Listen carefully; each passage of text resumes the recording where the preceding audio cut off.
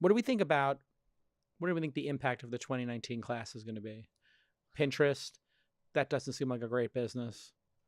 I don't know. Postmates doesn't seem like better. a great business. Yeah. You got to respect I love Postmates just because I think they've just scrapped their way. Surviving is they've done success for them. Yeah. I mean, it's a wonderful story about Yeah. a team. I mean, I think the underappreciated aspect of all of this is that there've already been a bunch of secondaries, right?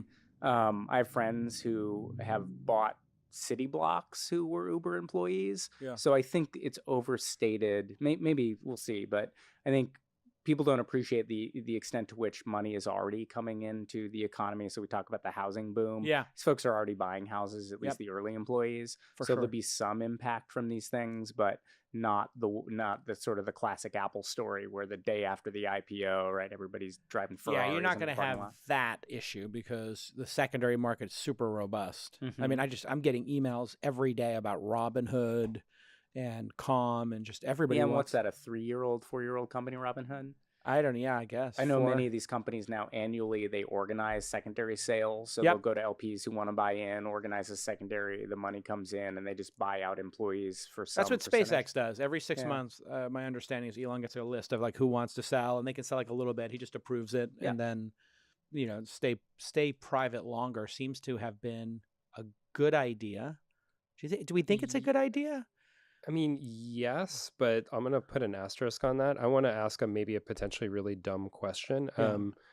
You do that with enough frequency and with enough capital and the company is doing well enough. Aren't you just creating a system by which you're showing the exit door to all of your team, your best people? Like, I actually think about it the other way. I think actually Uber made this mistake where they had a bunch of people who hated their jobs. well, And yeah, they you had these- definitely don't want to like handcuff people to the Yeah, to the it just desk. gets toxic, right? Yeah, If for sure. somebody, I think that if your way of keeping people at the company is you can't afford to leave because you can't buy your options, it's very different than saying I'm going to top you up on new options Totally. and motivate you. Yeah. But I think ultimately, if you're not motivating your people by making it a place they want to show up and work, Totally. you're doing the wrong thing anyway. It's going to get dysfunctional real quick. Yeah, right? I mean, I Like- think that was a real problem for Uber, Yeah. particularly. Just having friends who had gone through that mill, and Yeah. they're like, I hate it, but I can't leave. I can't afford to buy my The options. solution's pretty easy. Just giving people a year or 2 years or 3 years to execute their options. Yeah, so we give people the number of years they've been with the company after 1 year. So Okay. if you've been with the company for a year, You get then a you year. get a year. If you've been with the company for Oh. less than a year, right? So, and then we cap that at 5 years. Got it. So at 5 years, you get. Did you come up with 5 that, or years. your attorneys, or is that a new I standard? came up with that. You came up with Yes. that. Okay, so for people who don't understand, when you leave a company, you have options in the company. You have to pay to buy them. You have to execute them when you leave the company.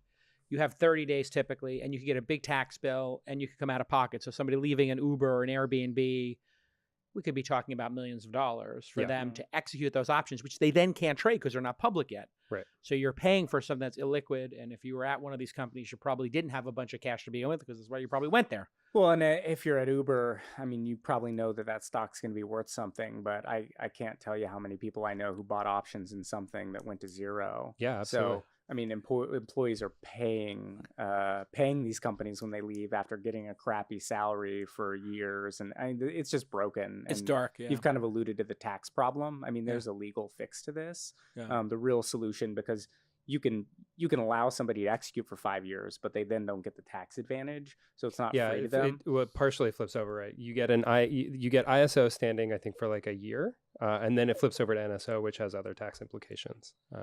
And there's nothing we can do about that. I've been but seeing it's this not the worst thing. shadow equity programs too. People are doing now, like when you are not a venture. I guess when you're a zebra, when you're a company that doesn't have intentions of being a unicorn, the zebra movement.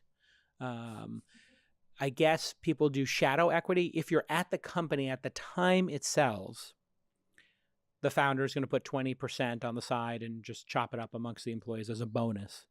And you don't have to go through all this legal work. I don't know if you guys have seen that. I have done that. You've done it. Yeah. Yeah. We did that when we sold Gadget. Oh, did you really? Yeah, yeah. Great. We That carved- was we a car- we carve car- out. We carved out. Well, Yeah. so we were given basically a pool of money to decide what we wanted to do with it. We could keep as much of it for ourselves, Peter and I, as we wanted. We carved out, I think it was like 20% for the team.